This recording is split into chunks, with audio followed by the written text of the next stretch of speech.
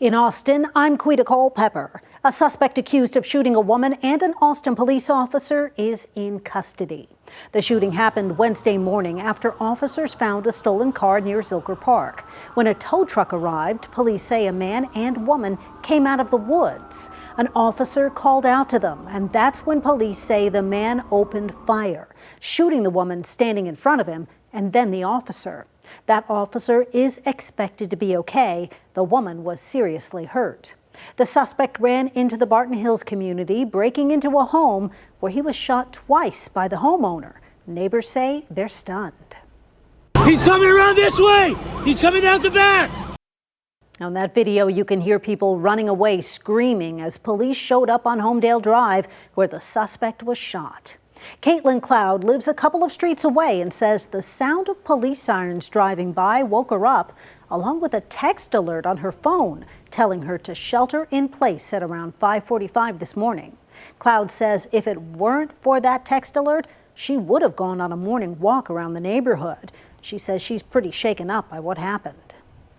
I think you feel pretty insulated back here, and you're next to Zilker and Barton. You would think, like, I don't know, we generally don't see homeless that wander back here or shady characters, but this was a first. Austin Police Chief Lisa Davis said the department plans to release more details as early as Friday. SpaceX is doubling down on Bastrop County with another major expansion.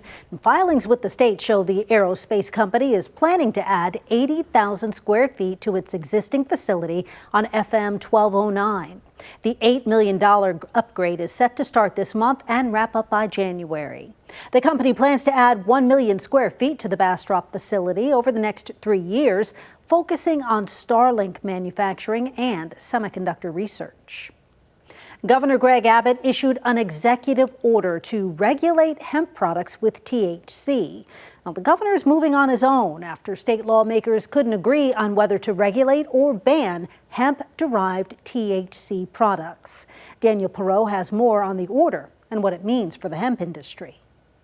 Governor Greg Abbott is allowing THC products to largely remain legal, but in his new executive order, he's looking to rein in the booming market through state agency rules. The governor framing the order as safety for kids, freedom for adults. It's very needed to rein in the worst elements of the hemp industry and let the good elements of the hemp industry flourish economically. Susan Hayes, a lawyer who also lobbies for the cannabis industry, says the Texas governor's executive power is more limited than that of the U.S. president. What the governor is doing here absolutely appears to be legal. The order instructs the Department of State Health Services and the Texas Alcoholic Beverage Commission to create rules banning sales to minors and requiring vendors to check IDs during a sale or risk losing their license. The order also calls on the health agency to review existing rules for THC sales, including strengthening testing and labeling requirements to make sure users are getting what they think they are, and work with the Department of Public Safety to increase enforcement on rules. Being able to buy THCA flower everywhere will go away under this executive order.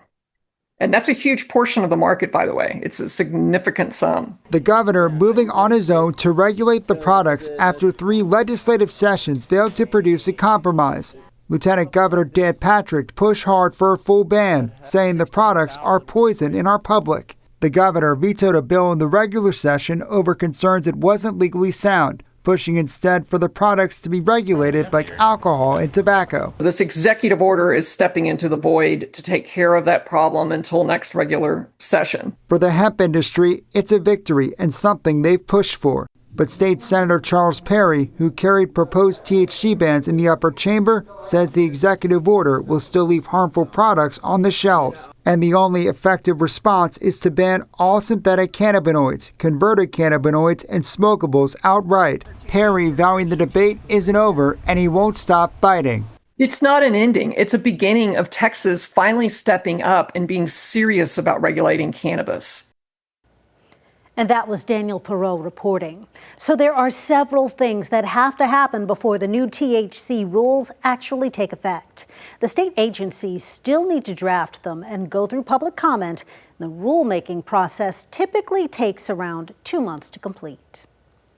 An Austin advocacy group is creating a safe space for domestic violence survivors searching for a new beginning. The Safe Alliance teamed up with the city to revamp a property for about $16 million. Kelsey Sanchez shows us everything it has to offer. What used to be a motel will be turned into a fresh start for survivors of domestic violence.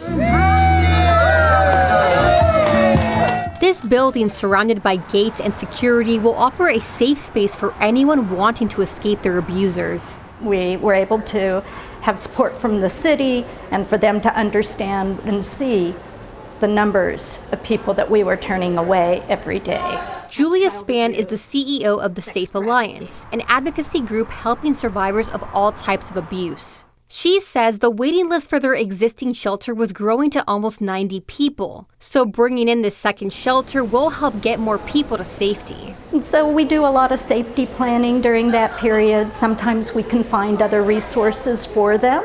But having a temporary safe haven is the ultimate goal. A place to rest, to heal, and to reclaim power over one's future. Too often, survivors are left with not enough options. Staff with SAFE say when survivors come in, they'll have a room, food, and all the necessities they need, especially if they have children with them. No longer will survivors have to choose between staying in danger or being homeless. And while they're here, artwork tucked away in the back of the building will serve as a reminder of their resilience and brighter days ahead. In Austin, Kelsey Sanchez, KVUE News.